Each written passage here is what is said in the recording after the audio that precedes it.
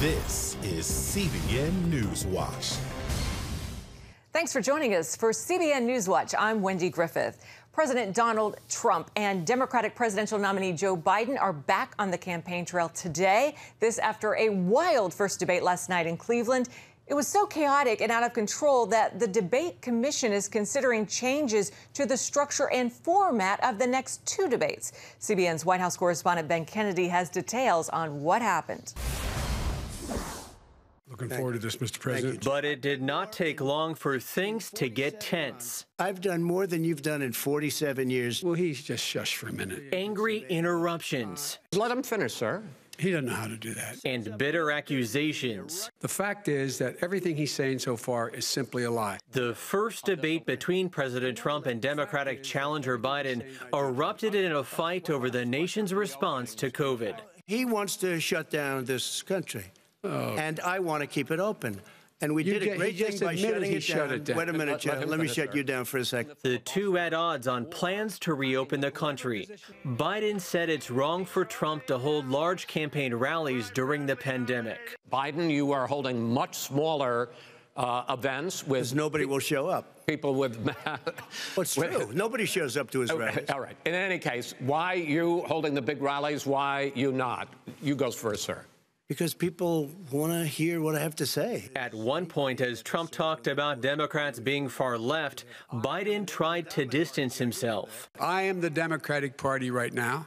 The platform of the Democratic Party is what I, in fact, approved of. Just lost the left. Biden said he doesn't approve of the Green New Deal, even though his vice presidential pick is a co-sponsor. No, I don't support the Green New Deal. You don't? Oh, well, that's a big statement. I support that means you just lost the radical left. I support the Biden plan. Trump also called out Biden for not saying law enforcement. The people of this country want and demand law and order, and you're afraid to even say it. The question I have, though, is, as the Democratic nominee, and earlier tonight you said that you are the Democratic Party right now, have you ever called the Democratic mayor of Portland or the Democratic governor of Oregon and said, hey, you got to stop this, bring in the National Guard, do whatever it takes, but you stop the days and months of violence in Portland? I don't hold public office now. I am a former vice president. I've made it clear. I've made it clear in my public statements that the violence should be prosecuted. Trump then defended his nomination of a new justice to the Supreme Court. We won the election, and therefore we have the right to choose her. We should wait and see what the outcome of this election is. Biden's concerned Amy Coney Barrett could end abortion. The president also is opposed to Roe v. Wade. That's on the ballot as well in the court. And so that's also at stake right now. And so the election is already You don't know it's begun. on the ballot. Why is it on the ballot? Because why is it on the ballot? It's not on the ballot. It's on the ballot in the court. I don't think so. In the court. Well, there's nothing happening there. Donald, would you and just you don't know her view on Roe v. Wade. What's also still not known is how much Trump paid in federal taxes, which he says is under audit. The New York Times reports Trump paid just $750 in federal income taxes in 2016 and 17. I paid $38 million one year. I paid $27 million. Show us your tax return. Biden said he'll accept the outcome of the election once all the ballots are counted, accusing Trump of trying to scare people when it comes to voting by mail. Did you see what's going on? Take a look at West Virginia, mailmen selling the ballots. They're being sold. They're being dumped in rivers. This is a horrible thing for our country. This is not going to end well. Now, last night was round 1 of 3. The next debate is October 15th in Miami. It is still unclear how much these debates will sway voters, as at least 1 million ballots have already been cast. Ben Kennedy, CBN News. Thank you, Ben. For reaction and analysis to the debate and what to expect heading into the election in November, be sure to tune into Faith Nation this evening right here on the CBN News Channel. Tens of thousands of layoffs are expected for major companies across the U.S. when stimulus help approved earlier this year officially runs out after today. 7 of the country's biggest airlines have now tapped a federal loan program for billions of dollars to help keep their doors open. And Disney says nearly 30,000 workers are being laid off at its theme parks. The Disneyland in California is still closed due to the coronavirus rules, and it's not clear when it might reopen. Meanwhile, 29 retail chains filed for bankruptcy this year, and there are worries more could file by the end of the year, topping the overall record of 48 that filed in 2010. Joining us now for more is financial expert Dan Celia. Dan, what happens if Washington does not pass another stimulus bill? Could we be seeing another cascade of layoffs? Yeah, I think we will, Wendy. If we, airline industry, for sure, if we don't see anything, I proposed this morning that they separate that aid out of the stimulus bill. But, I think there's going to be somewhat of an impasse here. There's a lot of senators, Republican senators, very fiscally conservative, are saying, the bill hasn't changed that much. It was 2.5 trillion, coming out of the House. Now it's 2.4 trillion, which is not much of a change. And I suspect all the bailout money for various cities and states that were in trouble long before COVID is still in the bill. And at the same time, we're seeing these possible layoffs. Stocks are doing well. Really good day on the stock market today. And just today, we learned that home sales are still very strong. Yeah. So why this dichotomy? Why, this part of the economy is doing so well, this part not so well? Well, because the part of the economy that you just mentioned, Wendy, is unrelated to this stimulus. And here's why. It's not like an economic crisis. This is still, Wall Street are smart enough to understand that this is still a COVID crisis. And this too will pass. It's not as if we are waiting to build back up and begin to grow an economy that is in a hole. We have an economy that the switch has been turned off on. It is very different than anything we've ever experienced. Wall Streeters are smart enough, traders are smart enough to understand that.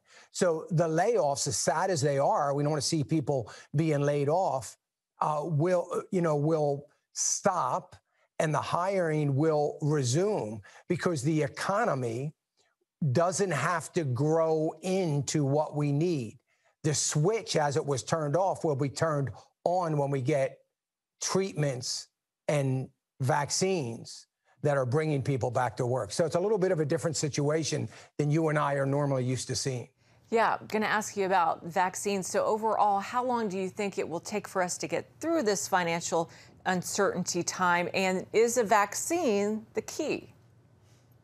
Well, vaccine is probably in and of itself a silver bullet. But at the same time, I don't think we're going to see the vaccine to a place that is going to vaccinate everybody that wants a vaccination in the country. I think it's going to take some time. I can't imagine it right now from what I am reading and studying before February. I think we will have some good news on a vaccine very, very soon.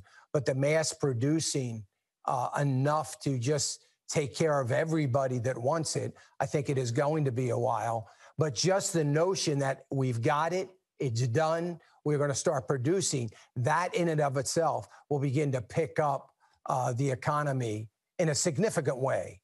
But we're not going to get totally out of it until we have a vaccine that is going to be able to support everybody in America. So we need 400 million doses. And I think we're a ways away from that. Dan, real quick, you recommended that investors stay the course when stocks were plunging back in the spring. Now they've recovered.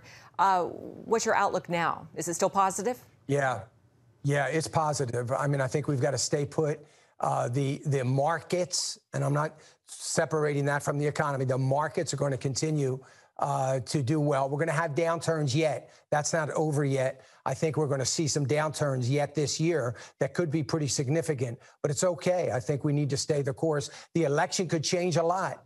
I think if we see a President Biden coming in January, I think that's going to be very negative for the markets, very negative for Wall Street, and it's certainly in the long run is going to be negative for the economy. Dan Celia, financial expert. We appreciate your insights as always. Thanks, Dan. You're welcome. You're welcome. Thank you, Wendy. Well, now to the latest in the Breonna Taylor case. Protests continue across the nation, with thousands demanding justice for the 26-year-old who was fatally shot by police in March. Today, both sides in the high-profile case are set to file grand jury documents and recordings. The judge will then decide if they are made public. In response, Kentucky Attorney General Daniel Cameron requested a week extension period to provide those recordings and documents in hopes of redacting names. Cameron is under fire after only one officer involved was indicted, but not for Taylor's death. Former Officer Brett Hankinson was charged with 3 counts of wanton endangerment for firing into a neighbor's apartment. This as a grand juror on the case filed a lawsuit to be allowed to speak publicly about the proceedings. His attorney says the AG misrepresented the deliberations. They're now acknowledging that they only recommended the wanton endangerment charges towards Detective Hankinson. What they're not telling you in that release, which is still a question, is what was actually presented to them. Taylor's family attorney is now requesting a special prosecutor be appointed to this case.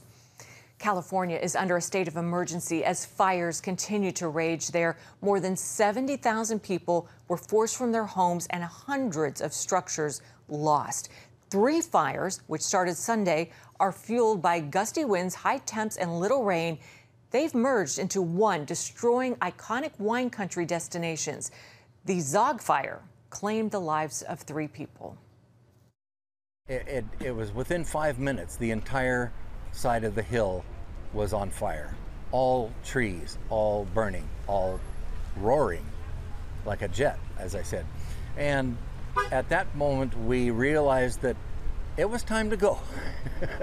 So we grabbed a few things, jumped in the car. We're still in shock about, digesting all the situation. So it's difficult for me and for my family to realize that we lost everything. Well, not only our house structure, because everybody's losing a lot, but we lose our home. I mean, home where we go and where we get together. God bless them. So far this year, more than 8,000 wildfires have killed 29 people, scorched over 5,700 square miles, and destroyed more than 7,000 buildings. Coming up, an important deadline for the Trump administration is looming. What could happen for thousands of refugees in the U.S. tomorrow?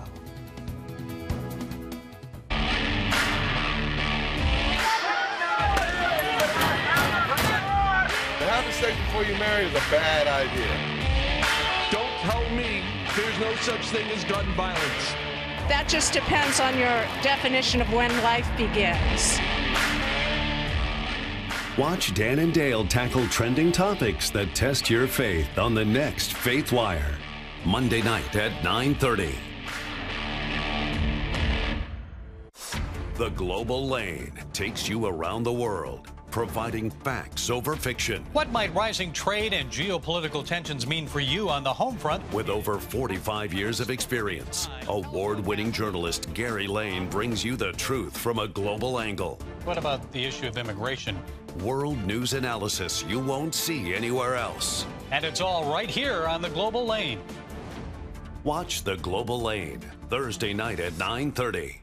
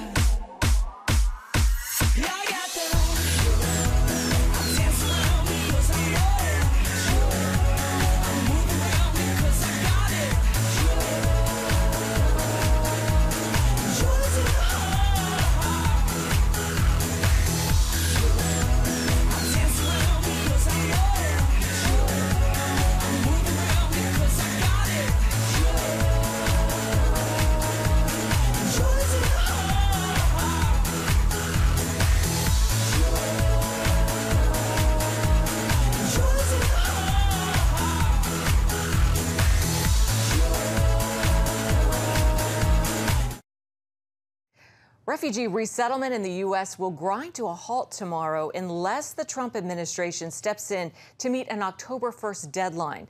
The 1980 Refugee Act mandates that the president set the annual number of refugees the U.S. will admit at the beginning of each fiscal year.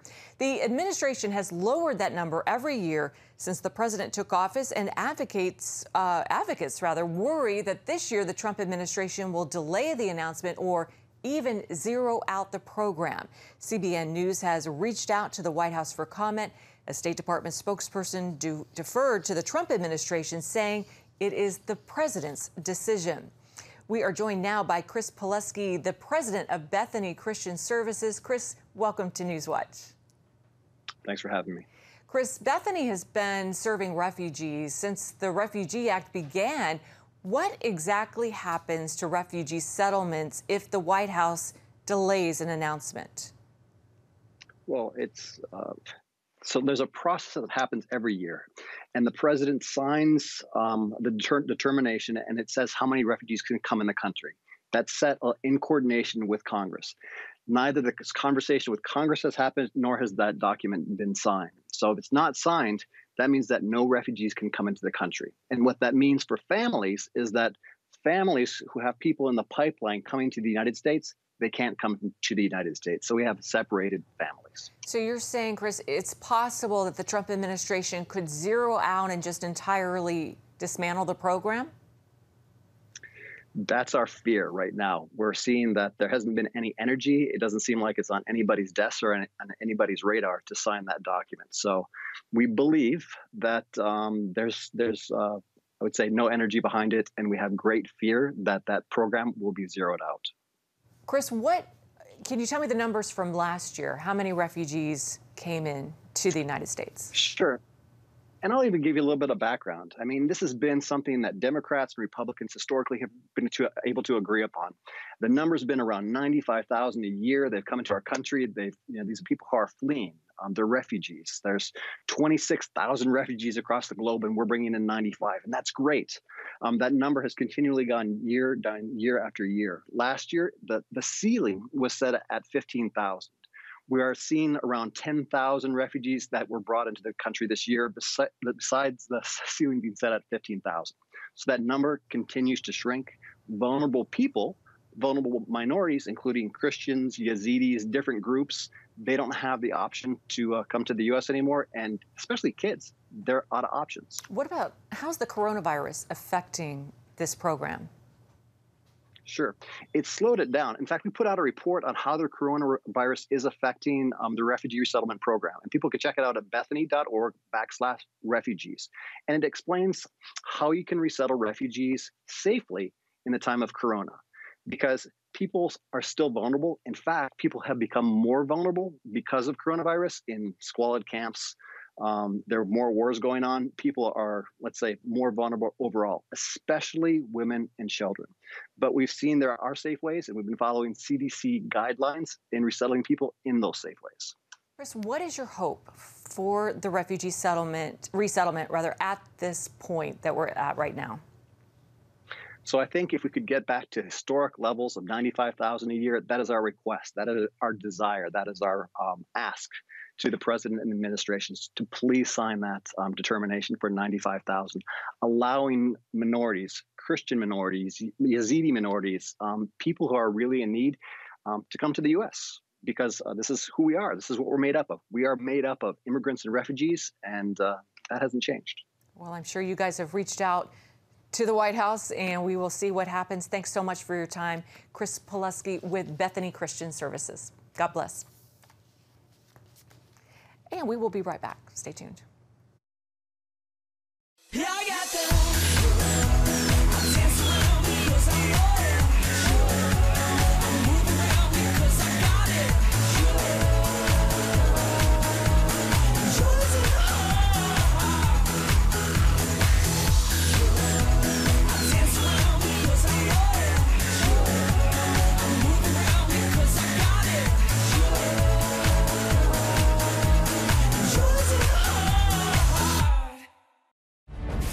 On the home front.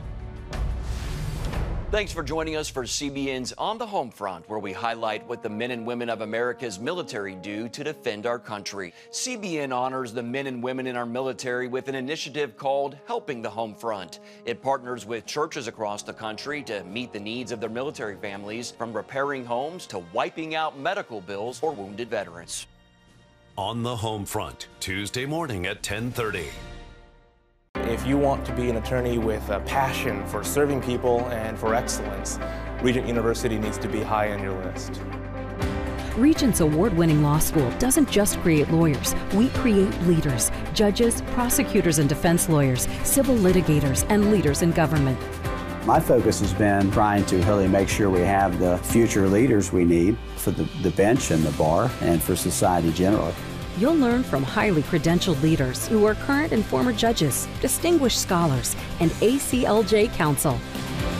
I'm so glad I chose Regent. The relationships here have been amazing. The faculty have been amazing. Not everybody's called to the same thing when they leave law school, but they're called by a God who has a purpose for their lives, and He is going to use that education to make a difference in the world. Regent will prepare you to be a purpose-driven, practice-ready lawyer. To start your rewarding law career, complete the online application, submit your transcripts, and take the law school admissions test by July. Apply today.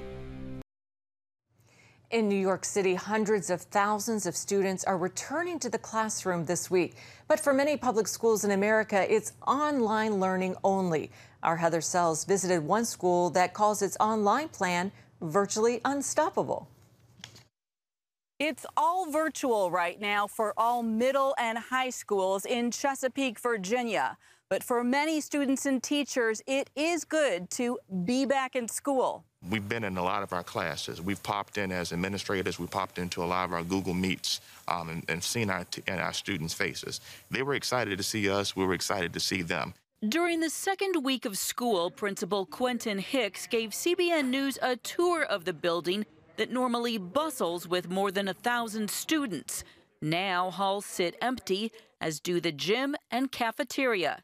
Classrooms are also quiet, save for the teachers leading their online classes. But Hicks doesn't worry about the empty seats. I tell people that education isn't limited to a school building, and so just because you're not in our halls, in our building, doesn't mean that you're not being educated right now. The expectation is that you're on time, you're on target, you're on task, and we all have a mission. And of course, that mission is to be virtually unstoppable. Hicks first learned that philosophy at Regent University, where he took online classes almost 20 years ago to receive his master's. There are many teaching principles, he says, that still work on a screen. Education is also contagious because even on the virtual standpoint, when a student gets the concept, the next student gets it, the next student gets it, and then it just pops from the next student to the next student. It's fun. There are some kits that somebody bought. Teachers here are collaborating with other schools and reinventing what virtual curriculum looks like. Plenty of Chromebooks are available and supplies like packets for art class. A national survey from late spring shows parents overall expressing support for online education, although there's concern about quality and data privacy. Educators also worry about the digital divide. Nationwide, 1/4 of students don't have reliable internet. The hope at Hugo Owens and across the country is that students will be able to safely return to school, and soon. From a social and emotional standpoint, it's always a good thing to have the students in the building. That is, you can't substitute for that. When students do come back, Hugo Owens is preparing to keep them safe. That means hand sanitizer stations and no more lockers to help kids socially distance. In the meantime, Hicks has a message for parents who he acknowledges may be hitting some bumps in the road. Give us some grace. Give us some time. We're trying to accommodate all the needs because every family has a different need. But give us some time. Reporting in Chesapeake, Heather Sells, CBN News. If you want to be an attorney with a passion for serving people and for excellence, Regent University needs to be high on your list. Regent's award-winning law school doesn't just create lawyers. We create leaders, judges, prosecutors and defense lawyers, civil litigators, and leaders in government. Ready to become a purpose-driven, practice-ready lawyer? To start your rewarding career, complete the online application, submit your transcripts, and take the law school admissions test by July. Nutrition, exercise, essential oils, weight loss, and more. It's Healthy Living with Lori Johnson. Talk about what's in this. Join CBN health reporter Lori Johnson to get the latest information from today's top health experts. This is fantastic. Find out what you need to know to live a healthier life. Watch Healthy Living, Tuesday night at 9:30. Woohoo! Hi, Superbook fans. Here's something else you'll love. It's the new Superbook Bible app. It's packed with games, activities, and Superbook episodes that you can watch for free. Oh no! There's trivia, a fun daily devotional, and answers to your Bible questions. Plus, an easy-to-understand Bible the whole family will enjoy. You can even create your own Superbook character. Ta-da! Whoa! Millsburg Falls man, come. Sorry, pardon me. Sorry, excuse me. Ouch! Are you getting this? Earn super points to win daily prizes too, and so much more. Time to get back to my adventures. See you soon. It's the new Superbook Bible app. Free downloads on iTunes, Google Play, and Amazon. Each week, CBN Studio 5 brings us uplifting entertainment news. And tonight, we have a look at a new movie called Then Came You. It's courtesy Kathy Lee Gifford, who's written, produced, and stars in the new romantic comedy, which is in theaters tonight only. Can I have one of your chocolates here? That's not a box of chocolates. I'm sorry, that's my husband. You keep a dead husband inside a box of chocolates. You're mad. I'm just kind of sad. Then Came You. I think this was originally Love Me to Death. This story came real quickly to you. Take me back to how fast it came. Furiously, furiously fast. All of this thing was a miracle, just one after the other. You wanted to marry me. Suddenly feel differently because this simple little woman turns up. It's not that simple. It's just complicated. No, don't jump! You know what, Ephraim? I felt so strongly the Lord was saying to me, Kathy, I want you to write a movie about two people who don't know yet that I love them. Because most of everything I do has been about real people. I've tried to be faithful to the source material in everything I've written through the years.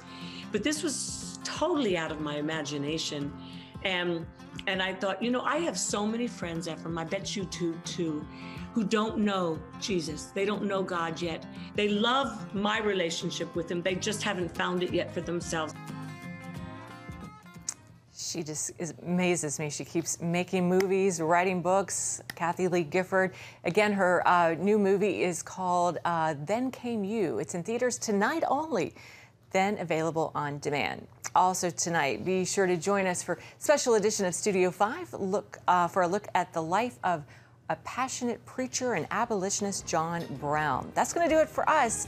You can find it on the CBN News Channel tonight at 9:30. From all of us here at CBN Newswatch, have a great day. See you tomorrow. God bless you.